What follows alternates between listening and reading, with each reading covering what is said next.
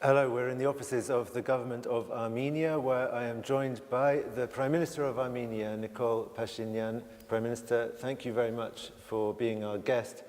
Now, 2 years ago, you came to power on a wave of euphoria, the Velvet Revolution in Armenia. People had extraordinarily high hopes. How much do you feel that those hopes are in danger of being dashed by this eruption of conflict in Nagorno-Karabakh? Of course, war is a grave thing. And speaking about hopes in time of war is not too easy. But, you know, this war is something that I compare to a terrorist attack. Why do I call this a terrorist attack? For the simple reason that for many years Azerbaijan has been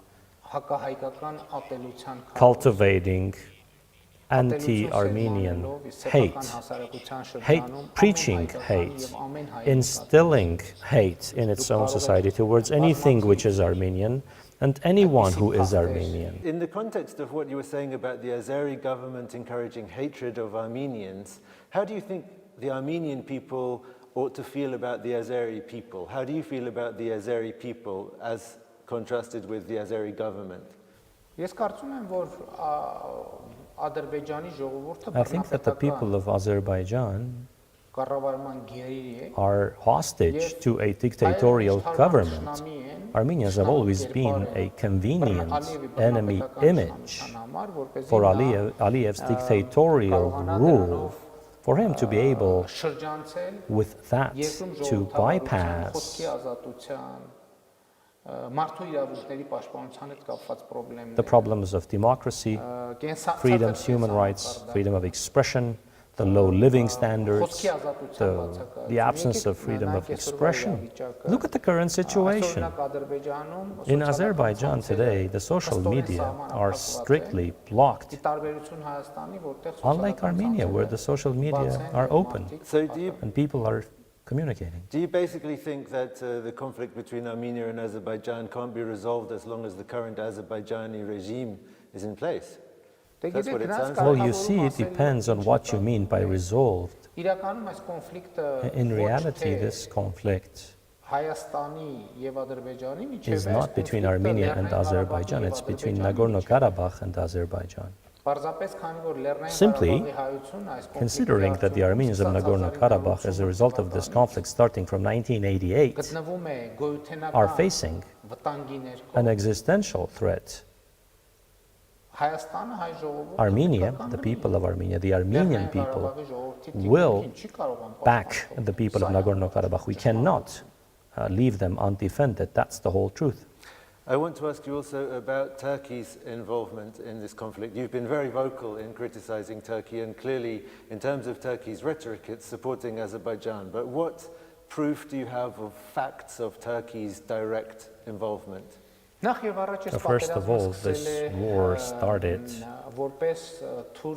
as a Turkish-Azerbaijani joint military exercise. It was the result of that joint military exercise. And in August, Turkey deployed troops in Azerbaijan, started a joint military exercise. And the military exercise did not practically end up until the launch of the hostilities.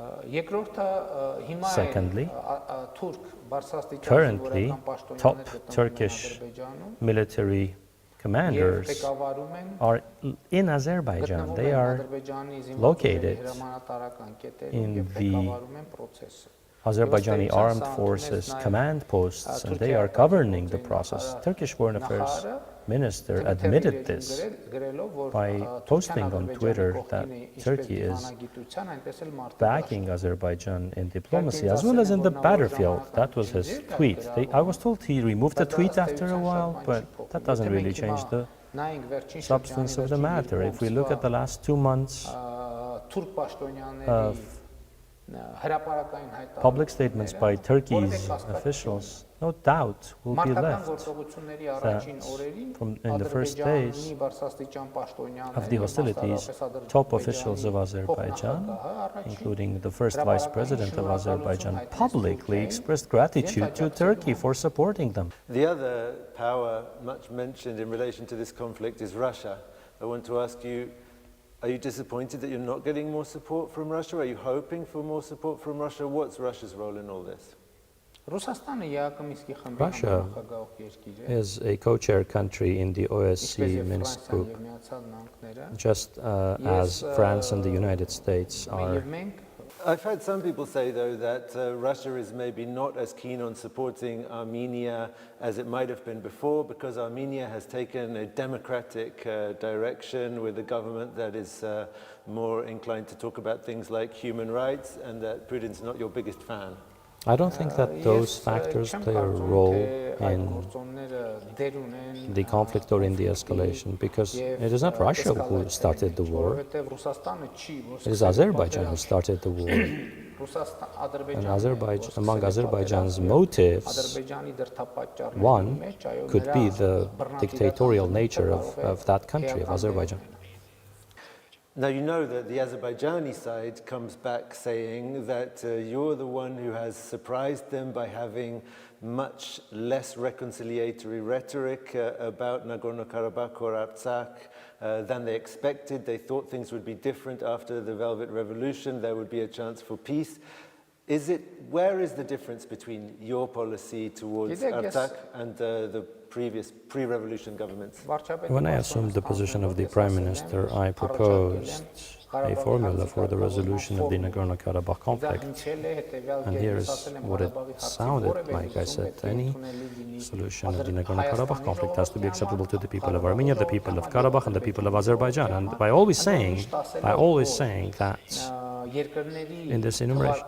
But excuse me, that's not a formula, that's a statement of intent that we should achieve a solution that would be satisfactory, but it isn't actually a solution, it's just a statement of a desire to find one. To address any strategic problem, we first have to settle, we have to get agreement on the concept upon which we seek solution. Without agreeing on the concept, on the framework, we cannot solve any issue.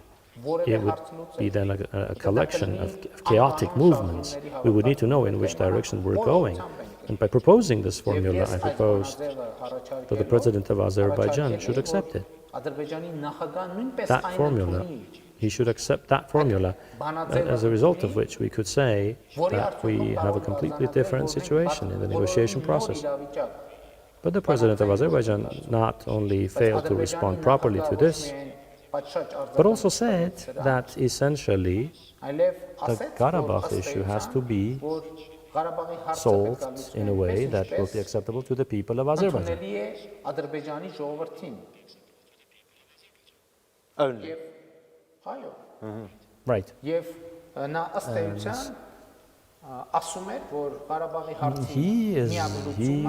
been saying that the only solution of the Nagorno-Karabakh issue, he said, the only solution of the Nagorno-Karabakh issue has to be only and only within Azerbaijan's territorial integrity. Now, what does that mean? That means going back to the 1988 status quo, which was right before the launch of the conflict. And how long do you think this is going to go on for? We have martial law in Armenia, mobilization. Are you happy with how that's going? And are you really digging in for a long bout of fighting now?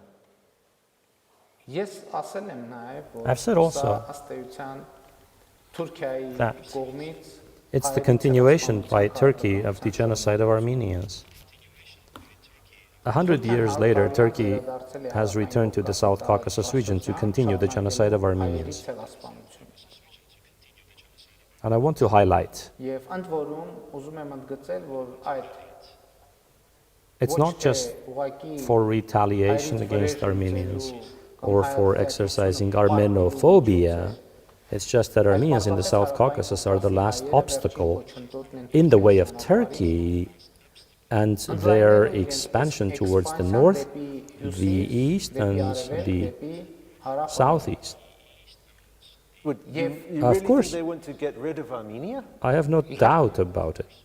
It has been Turkey's historic purpose. This is a NATO member you're talking about. But I apologize, that member of NATO 1 month ago, attacked another member of NATO, Greece.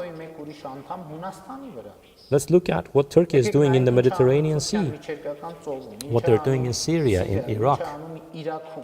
Turkey is now, today, has a clear objective of reinstating the Turkish Empire. Do not be surprised if that policy succeeds here.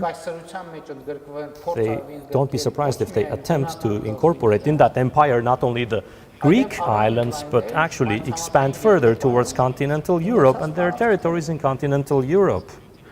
If Turkey succeeds in this, then wait for them in Vienna. So can you see no solution to this other than to mobilize as many people as possible and keep fighting? What should a people do facing the threat of genocide? Defend themselves. And serious talk of a peaceful resolution will be possible when the terrorists and Turkey leave this region together with their goals. And no one should think that this is so far away from Europe. It is not so far away from Europe. And this is the reason why I say Armenia and Karabakh have become a civilizational front line. And if here Turkey succeeds with its imperialistic policy, wait for them in Vienna. Well, I think I'm going to have to end it on that rather bleak note, but thank you very much for joining us, Nikol Pashinyan. No, let's not end on that bleak note. Okay. Because I'm sure that civilization will prevail. Civilization cannot but prevail. And the will to live, and people with the right to live, cannot but prevail. There's no doubt that the Armenian people, which have been living on planet Earth for several thousands of years, have the will to live. Perhaps you'd like to say something to the people of Azerbaijan, who also have the will to live. Yes. There's only one thing I can say to the people of Azerbaijan. Ask yourselves, to what extent you know the truth about your own people, about your own governments, about their wealth, about their transactions, and about their objectives. Since 1994, one family is ruling Azerbaijan. That's one family. That's one of the things I mean when I say that this is a civilizational front line.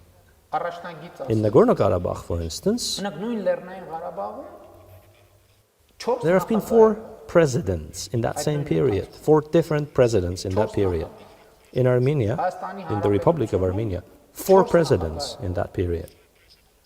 In Azerbaijan, it's the same family, ruling since 1993, actually, not even 94. Okay, we will have to leave it there. Nikol Pashinyan, Prime Minister of the Republic of Armenia, thank you very much for being our guest.